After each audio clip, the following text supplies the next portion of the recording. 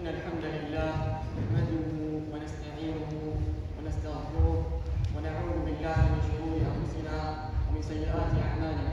من يهده الله فلا مضل له ومن يضلل فلا هادي له، وأشهد أن لا إله إلا الله وحده لا شريك له، وأشهد أن محمدا عبده ورسوله.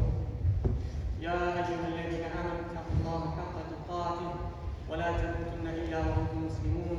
يا أيها الناس اتقوا ربكم الذي خلقكم من نفس واحدة وخلق منها زوجها وبث منهما رجالا كثيرا ونساء، واتقوا الله الذي تساءلون به والأرحام إن الله كان عليكم رقيبا. يا أيها الذين آمنوا اتقوا الله وقولوا قولا سديدا يصلح لكم أعمالكم ويغفر لكم ذنوبكم، ومن يطع الله ورسوله فقد فاز فوزا عظيما. أما بعد. In the first part of the khutbah, I'm going to reflect on a couple of incidents which happened recently in the Western Muslim world. And then in the second part of the khutbah, I'm going to try and connect the concept that I will take from that I will talk about from these to what's going on in the Middle East. So, what happened recently, or at the beginning of maybe about in the past month or so, some things have happened, major incidents have happened one is in America, one is in the UK. One is inshallah positive, one is negative. So briefly, what happened about a month ago, or in the past month, most of you may be aware, if you follow the pages of famous Muslim speakers, like for example, just give an example, Mufti Meg. If you follow his page, you'll be aware of the incident which happened recently in the UK, which is that a Muslim brother, passed away, and this brother was very, according to what people like Mufti Meg are saying, this brother was very active in da'wah, he was very active in serving the cause of Allah, and organizing events, doing charity, and all of these things, yet no one knew him, according to what Mufti Meg is saying, and what all the other public pages are saying about him. Most of us would not have known about the person, yet according to all of these people, he did so much. So for example, what they would say is that you would go to an Islamic conference, and if you saw this person, you would think he was just volunteering for the day, for example. But then in reality, it turned out that actually this individual was behind organizing the whole thing. So that's the one case. So this person who passed away recently, at the beginning of about a month ago, and because of that, many Muslim preachers, sheikhs, and public speakers, they're talking about him, and they're saying how much they appreciate about him and how he has been the one who has enabled them to address a very large audience and to deliver many conferences and so on. Yet no one actually knows about him. No one really knows about him. Allah knows about him, but very few people actually knew how much he did. So this person passed away about a month ago. In contrast to that, we have another case which happened recently. Many people will be aware of it. It's happened in the States. That someone who was a public figure, or who is a public figure, very well known, people who follow social media and so on, delivering Islamic talks and stuff like that. And recently there's been an investigation going on regarding this person, because it's alleged that this person was using his position to abuse a minor. Now I'm not going to comment on these things specifically. I'm not going to comment on specific cases. I'm not going to talk about that. But hypothetically, just think about that. On the one hand, imagine you've got someone who publicly is not really known by anyone, but privately they're doing so much to serve the cause of Allah, to serve the Ummah, to spread the word of Allah. And then on the other hand, let's leave the specific case, but let's imagine on the other hand we've got someone who's publicly, let's say a Quran teacher, privately, very different. So the point I want to take here, from these two stories, even if I'm not going to comment specifically on each one, the point I want to take here is that we as Muslims need to be at our best privately, and it should not be the case that publicly we are up here and privately we're down here. If that's the case, then clearly there's something wrong.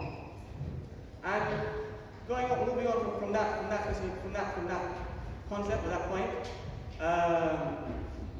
recently one of my sheikhs was talking about, was giving a lecture about marital issues. And one thing he mentioned relating to this is that the Prophet ﷺ said, the Prophet ﷺ said, خَيْرُكُمْ لِأَهْلِ. The Prophet said, the best of you is one who is best to his wife, or more generally you could say best to their spouse. The best of you is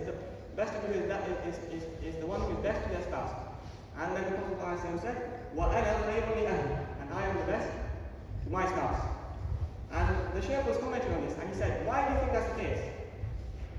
Why is it that the best of us is the one who's best to their spouse? And then he said, because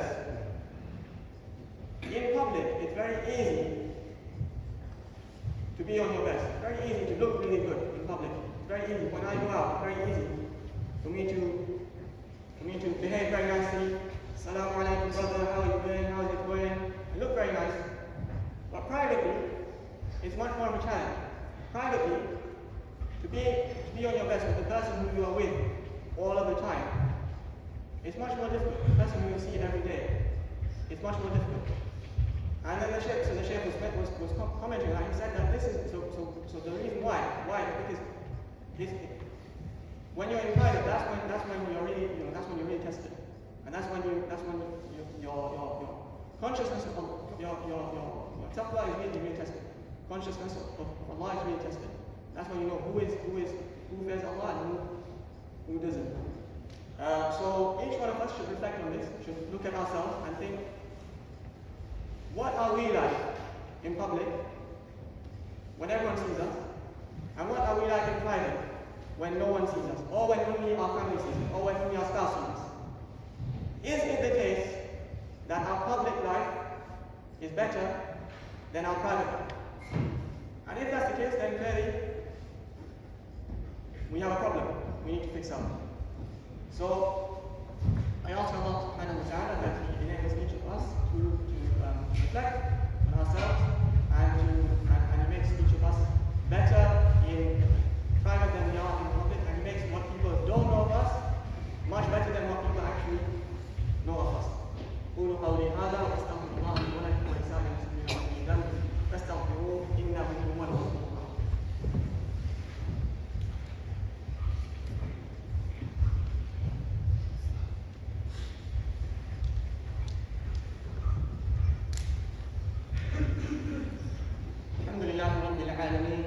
والسلام على نبينا محمد وعلى آله وصحبه ومن تبعهم بإحسان إلى يوم الدين.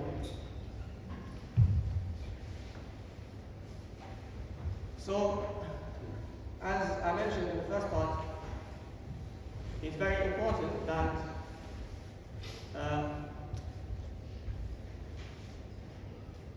privately we must be on our best, not just publicly. And in connection to this, if we look at what's going on in the Middle East, we look at what's going on there, we can see that many of the people there, if you look, those of us who look into specific cases, we will find that there are so many amazing people there. They are showing taqwa, consciousness of Allah. They are showing shukr, even when their property is destroyed. Someone's house is burned down and he's saying, someone's house has been bombed, and he's saying, I can only thank Allah. They're showing sabr, patience, gratitude, patience, conscious and God-fearing, conscious of God and fearing Allah, all of these things. So we can see that these people are so amazing, yet most of the world don't know about it. The majority of the world don't know about it.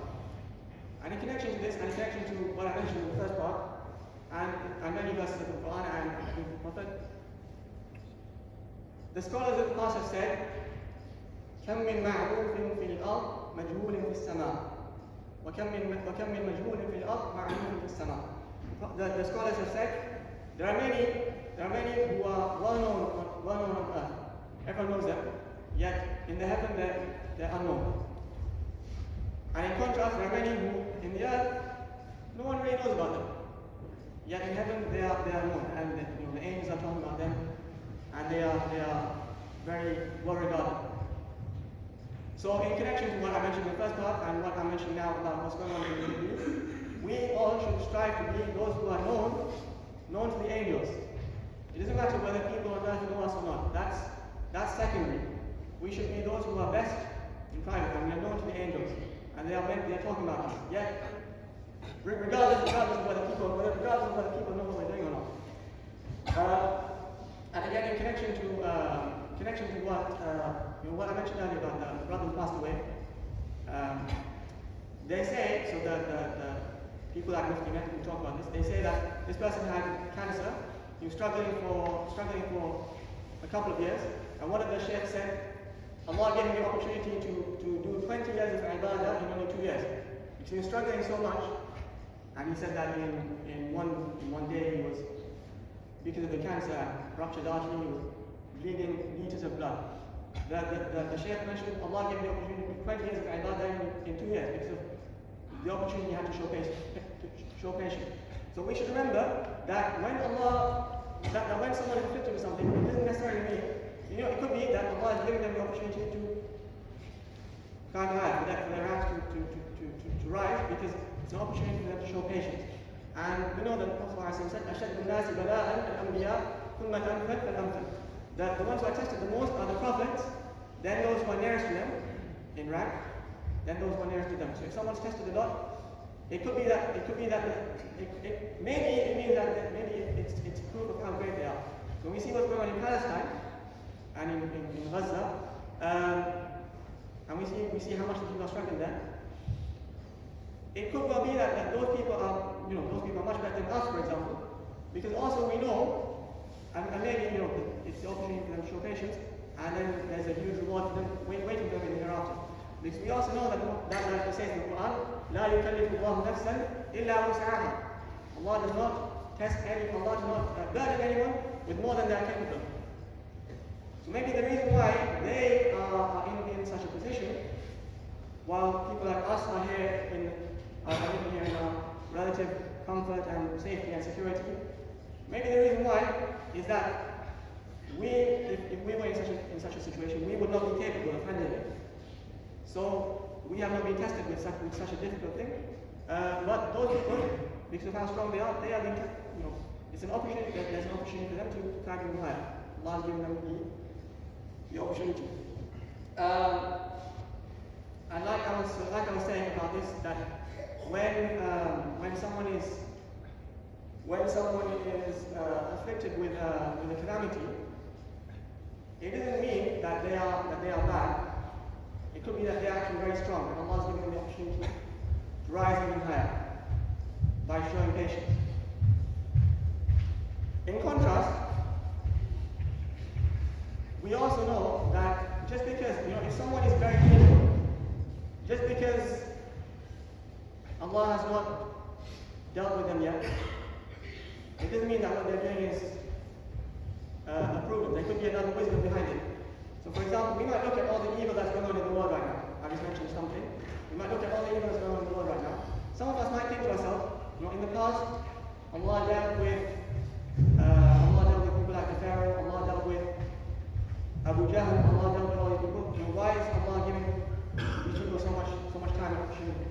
It could be, we don't know, but it could be that one of the wisdoms of this is that, as Allah says in the Quran, وَلَا يَحْسَبَنَّ الَّذِينَ كَفَرُوا أَنَّمَا نُرِيدُ لَهُمْ خَيْرٌ لِأَنفُسِهِمْ. So how earlier I said that just because someone's suffering, it doesn't mean that it could be that they're actually very good and very strong, and that's why they've got this opportunity to climb to a higher rank. Now we're talking about the opposite, and we're saying that if someone's very evil and they're still, they're still enjoying life and they keep on being evil, it could be that maybe one of the wisdoms is that Allah has let them to do that, because them continuing is it's like they have an opportunity to fall even lower. It's like Allah says in the Quran, they not think that us giving them more time is good for them. They should not think that. It's not good for them. They should not think that. We only give them more time for them to increase in evil deeds. And they will surely have a painful punishment. Painful punishment. So when we look at all the evil that's going on in the world around us now, it could be that one of the wisdoms is that. And similarly, there's another verse that Allah says, وَلَا تَحْسَبَنَّ اللَّهَ غَافِلًا عَمَّا يَعْمَلُ الظَّالِمُونَ. Don't think that Allah is not aware of the evil that the people are doing. إِنَّمَا يُؤَخِّرُهُمْ لِيَوْمٍ تَشْخَصُ فِيهِ الْأَبْصَارُ. He only delays the punishment for next life. So, in summary, we should realize that everything that's going on in the world right now, there's a wisdom behind it. It could be that maybe the people are suffering, they are so strong, Allah has given them a test, which is actually an opportunity for them to climb even higher. And maybe the evil that's going on in the world right now, it's not, one of the wisdoms could be that these people are so evil that it's actually a chance for them to fall even lower. And lastly, just to reiterate, going back to what I said in the first khutbah, each one of us must look at ourselves and ensure that what we are like in private is at least as good, if not better, than what we are like in public. And what people don't know of us should be at least as good, if not better, than what people don't know of us. So may Allah subhanahu wa ta'ala make us all better than what we are seen as. عباد الله إن الله وملائكته يصلون على النبي يا أيها الذين آمنوا صلوا عليه وسلموا تسليما اللهم صل على محمد وعلى آل محمد كما صليت على إبراهيم وعلى آل إبراهيم إنك حميد مجيد اللهم بارك على محمد وعلى آل محمد كما باركت على إبراهيم وعلى آل إبراهيم إنك حميد مجيد إن الله يأمر بالعدل والإحسان وإيتاء ذي القربى وينهى عن الفحشاء والمنكر والبغي يعظكم لعلكم تذكرون وأقيموا الصلاة.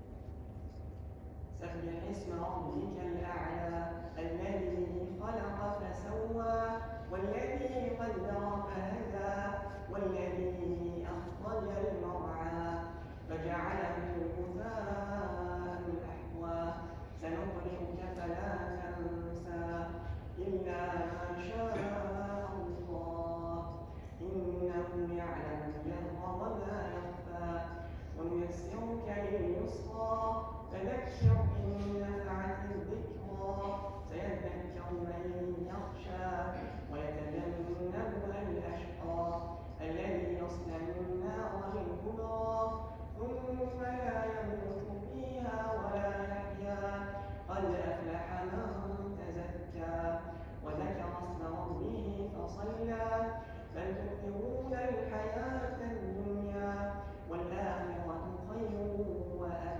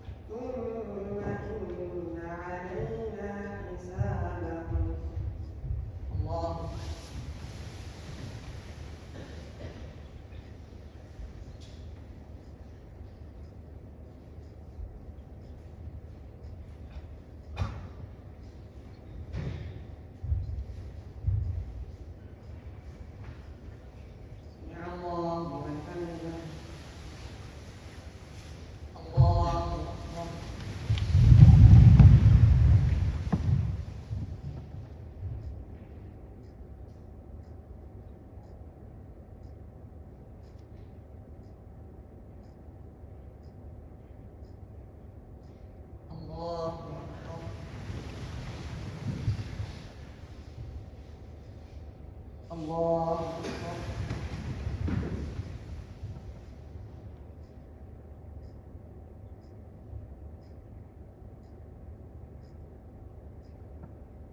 الله أكبر.